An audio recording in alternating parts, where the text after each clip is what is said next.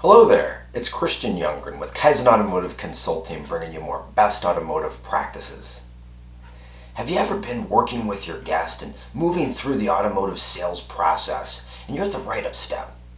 Now you're reviewing the figures together and the guest looks at you and says, you know what, I can buy the same car at another dealership for less money. Or they may say, you know what, I've got you beat on the price. Do you guys price match at all? Well, in this 4-part video series, I'm going to give you 6 different word tracks on how to overcome this common car buying objection. Now, if this is your first time to our channel and you want to improve your automotive selling skills, learn how to use psychology to close more car deals, and received unbiased reviews on dealership, vendor, product, and service companies, make sure you go ahead and subscribe and then turn on the bell. That way you never miss out on learning anything new. Alright then, let's get to work. I can buy the same car at another dealership for less money is a very tricky automotive buying objection. I mean, on the one hand, you could try to challenge your guest on this. You could challenge them on this same car concept at another store. However, there's a good chance you could damage the rapport that you've built. Or you could go the other way and you could get into a price matching or even trying to beat the other dealer's price. Either way, it's not really a good option. So I think you're wanting something a little bit better. So here's an answer to, I can buy the same car at another dealership for less. So Joe might say something like, you know what, I can buy the exact same car at Younggren Honda for less money. So I think we're just going to take off and go ahead and go there.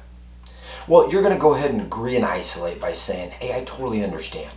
Let me ask you though, other than Younggren Honda having a little bit better price, is there anything else stand in the way of you taking this car home here today? Joe says, I'd like to buy it, but I'm just not going to pay and buy it at a higher price than I can get it someplace else. And then you're going to go ahead and say, you know what, I hear you. And I got to tell you, Joe, I'm not even surprised that you could maybe find it a little bit lower. I mean, heck, due to modern technology, I mean, you can shop the entire world for almost anything and find something for a little bit less, can't you? Joe, remember when we were discussing market-based pricing? And I mentioned that sometimes our price might be a little bit higher than the other guys, but there'd be other times that we'd have the lowest price in town. But the thing I guaranteed you is we'd always be competitive. And after all, I mean, no business can stay around if they're always the lowest price or if they're always the highest price. I mean, isn't being competitive on price just the key to a healthy business? Joe says yes, and you say, you know what? I believe that this price is fair and competitive. And you know what? I can offer you something else no other dealership on the entire planet can offer you. That's my pledge for service excellence. Joe, what do you say we put this shop behind you? I mean, I know you like the car. Let's go ahead and do the paperwork. Were you going to title it in one name or two?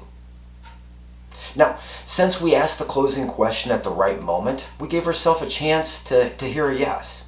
However, for training purposes, let's pretend that Joe went ahead and continued to object. And he says, you know what, I'm just not buying the car here if I can get it cheaper someplace else. And you'd say, hey, I appreciate your due diligence. You know what, it sounds like you just want to make sure you're getting a good deal. Am I wrong? Joe says, well, yes, of course. And you'd say, you know what, Joe, isn't getting a good deal, getting a car you like, at a price you can afford, from people in a place that'll take care of you after the sale as well?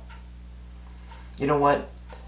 It really does seem like we found the perfect car. What do you say we put all this shouting behind you? Get this thing wrapped up. I mean, how did you guys want to go ahead and title this thing? Are you going to title it in both names, or are you just going to put your name on it, Joe?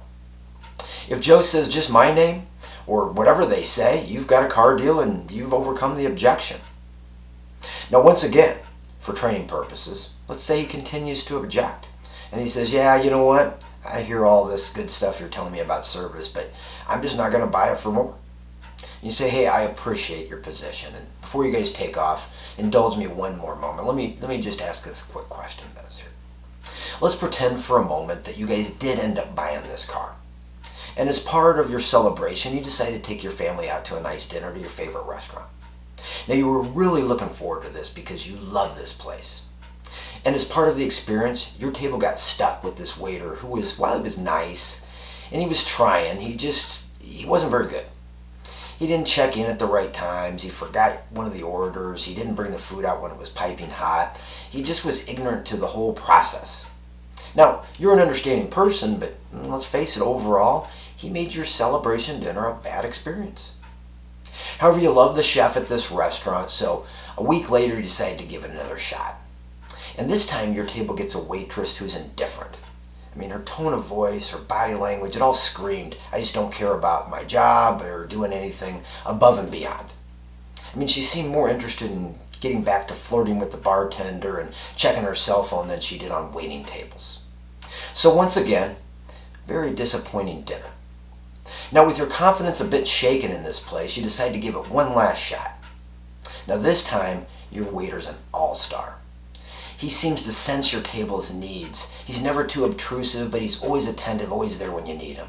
Simply put, he just made it an exceptional dining experience. So the question is, who are you going to give the bigger tip to? Server 1, 2, or 3? Joe says, oh, of course, number 3. And you say, Joe, I just want to be like that third waiter. I want to give you a dealership experience and aftercare that it's remarkable and exceptional. It's an exceptional event. Why don't we put all this shopping behind you and get you out of here so you can start enjoying the truck? Did you want to title it in Joe or Joseph? And if he says Joseph, start writing it up. Well, there you have it. More ways to overcome the common automotive buying objection. I can buy the same car at another dealership for less. This way, you can close more car deals and have a better year. Now, please let me know if you think these word tracks will work. Let me know what you think. Give me some feedback in the comment section below. I'd really like to know. Now, if you want to learn more ways to overcome objections like, I want more for my trade, the payment's too high, or we're just looking, please check out the videos that are going to be coming up next.